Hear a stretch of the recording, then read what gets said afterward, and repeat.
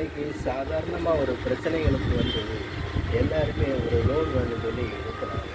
சாதாரணமாக 2 லட்சமோ 3 லட்சமோ எடுக்கிறாங்க.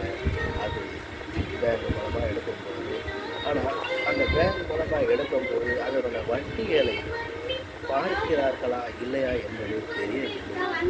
ஒரு 3 லட்ச ரூபா லோன் எடுத்தாங்கன்னா மேக்சிமம் 1,50,000 ரூபாயிலேருந்து 1,30,000 வரைக்கும் எக்ஸ்ட்ரா கட்ட வேண்டியது.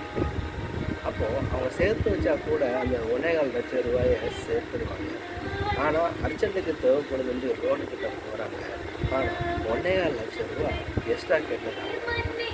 அப்போ அவங்களுடைய உழைப்பு எல்லாமே பாருங்கள், அதில் அந்த வட்டியில் எப்படி விழுந்து இன்றைக்கி நிறைய பேர் எழுந்திருக்க முடியாத அளவுக்கு இருக்கிறாங்க.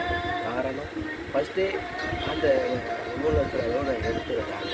அப்போ வட்டி கட்ட, லோனு கட்ட, வீட்டுக்கு கரண்ட் பில்லு கட்ட, பால் வாங்க, அரிசி பலசரக்கு ஜாமான் வாங்குறதுலேருந்து மொத்த விசிட்டு ஸ்கூல் ஃபீஸ் எல்லாம் பார்த்து மீண்டு வரக்குள்ள வாழ்க்கையில் படாத பாடுபடுறாங்க.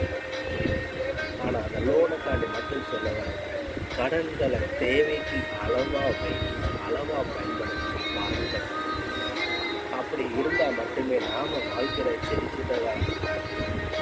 எப்படி ஒரு ஏற்றத்தில் ஏறி எப்பாடி பெருமிச்சு விட்டுருவோம், அதே மாதிரி தான் ஒரு யூரியை வந்து நம்ம ரொம்ப எவ்வளோ நேரம் அடக்க முடியும், ஒரு நேரம் 2 மணி நேரம் அடக்குவோமா, அதுக்கப்புறம் அந்த யூரியை வந்து பாஸ் பண்ணதுக்கப்புறம் பாருங்கள் எவ்வளோ ஒரு சந்தோஷம் நிம்மதி.